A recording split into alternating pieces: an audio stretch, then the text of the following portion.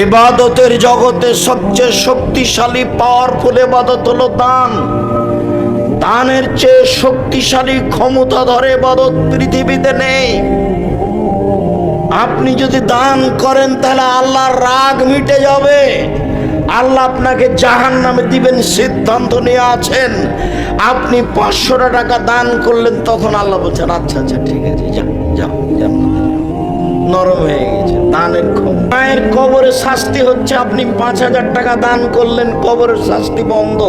আমি বলিনি, এই কথা মুহাম্মদ সাল্লাল্লাহু আলাইহি সাল্লাম বলেছেন।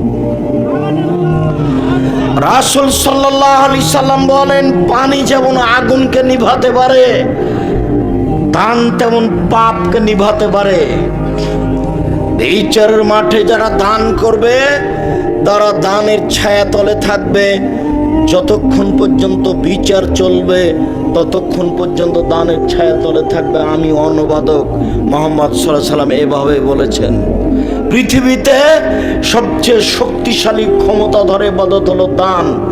এর পরেও যদি সালাত না থাকে তাহলে আল্লাহ দানের মতো ইবাদতকে কেটে দিবেন।